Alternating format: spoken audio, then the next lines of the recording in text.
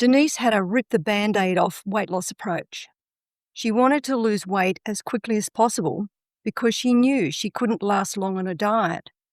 But each time she lost weight, it came back plus more.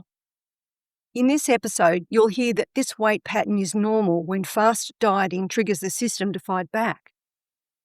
In today's episode, I'll look at what changes when you shift to a low and slow approach to weight loss, and you start measuring success in a way that doesn't involve the bathroom scales. Hi there, it's Bronwyn. Welcome back to Before Dieting. On this podcast, I use systems thinking to examine all the pieces involved in weight regain. And before we get into today's topic, I really want to be clear about the angle that I'm speaking from. I'm not a dietitian, and in this episode, what I talk about isn't dietary advice. When it comes to the nuts and bolts of changing what or how you eat, you really do need to work with a qualified dietitian, one who can design an eating plan that is tailored to your health and your life. So today, when I talk about losing weight, when you have an active eating system, it's clearly in the what's keeping this weight repeating layer, not the here's the dietary plan you need. First though, to set the scene, I want to do a quick recap on last week's episode when I talked about systems not being habits. And you'll recall I spoke about Jenna, who when I asked her to write down all the habits she was using or tried to use for losing weight, she listed off 38 different activities. And of course, even with the aid of post-it notes everywhere to remind her of what to do, she became mentally overloaded and gave up on all of them. But an important point out of that is that Jenna didn't start out with 38 habits. She, like most women who try to solve weight regain with habits, she added them on one at a time. And I know it sounds like a good solution to start with a few good habits, get those established, and then start stacking more on top.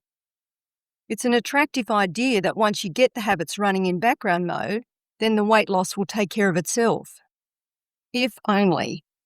The problem is when you use these simple, single-focus activities to counter a deeply embedded and interconnected eating system. Habits, while they can be useful, they will only ever touch on one part of the system at any one time. Maybe not the most attractive image, but think of a centipede. It uses all those legs to get around, and if something happens to a couple of its legs, it doesn't stop its movement and it doesn't stop being a centipede.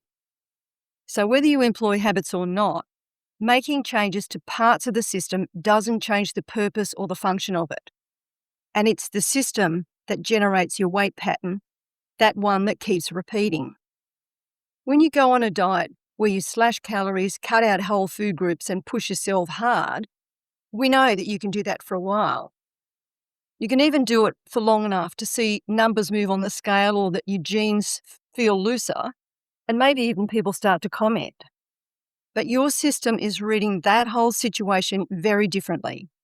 It's registering a threat, and it responds by turning up your hunger, slowing down your metabolism.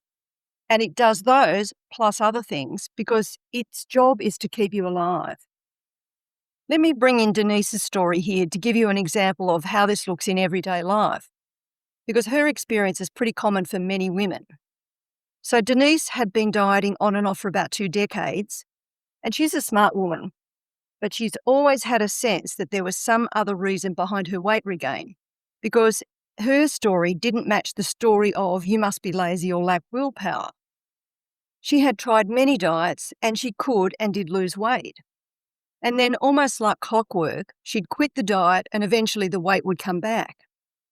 Then when she was ready to try again, she would hunt out a diet that would lose the weight in the fastest way possible. She had a kind of rip the Band-Aid off approach to weight loss. Her thinking was get it done quickly because she knew from previous experience she could only last a short time on a diet. And you can understand some of her logic because if dieting feels that awful, of course you want it over as quickly as possible. But in practice, it is a false economy. To get fast results, what Denise had to do was to choose harsh approaches, big restrictions, tight rules, and all of those things means big shocks to her eating system. Of course, she couldn't maintain it. No one could. And eventually her weight would overshoot and she'd be heavier than before she started the diet. She carried the blame and shame of that for years. She thought it meant something deep and depressing about who she was. But anyway, at some point, Denise started to question the whole dieting merry-go-round and began to look for alternate approaches and explanations. And this is where our idea of low and slow comes in. Low and slow is not about giving up or lowering your standards. It's about choosing changes that are small enough that your system doesn't interpret them as a crisis. And these small changes give the body time to adapt without panic. For Denise, low and slow meant a few important things. First, she stopped weighing herself every morning. That daily number had become a kind of emotional weather report, and it was dictating her mood, her food choices, and sometimes the entire day. And by stepping away from that ritual, she created some breathing space to notice other forms of progress. The second thing she did was she softened the harshness of her food rules. Instead of jumping straight into the no sugar, no carbs, no eating after pick a time, she started asking herself, what changes can I make to my eating that I can live with for the next 6 months or a year? She said at first it sounded ridiculously small compared to the grand plans that she usually had in mind. But that's really the point here. Small changes are far less likely to trigger alarm in your system. The third thing she did was she started paying attention to what I call alternate success measures. Not in a fluffy way that says I'll never get on a bathroom scale again, but as a way of seeing the bigger picture of what was changing in her body. And with this, she began to notice things she'd never counted as success before. It was easier for her to get out of the bed in the morning, and she had more stable energy throughout the day and didn't suffer from that 4 p.m. crash. Interestingly, for her, the weight did start to shift. More slowly, obviously, than on a crash diet, of course. But the big deal was it wasn't followed by the weight regain. So somewhere in here, you might be thinking, that all sounds reasonable, but I still just want the weight gone. And that's an understandable response, especially if you've lived for years believing that your body fat is the only problem to be solved. And this brings me back to habits. Habits absolutely have their place, but they're useful only at a surface level. Putting in things like eating meals at regular times or using them to set up your environment so it's easier to make better eating choices, that's what they're really good for.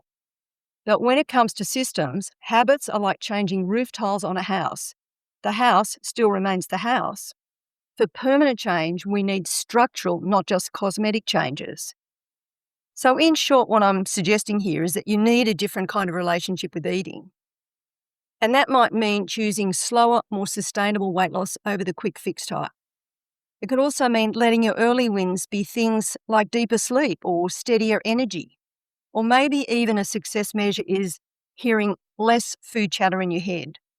I know it doesn't sound as glamorous as those dramatic before and after photos, but what there is, though, is a new understanding of the mechanism of how weight regain actually works.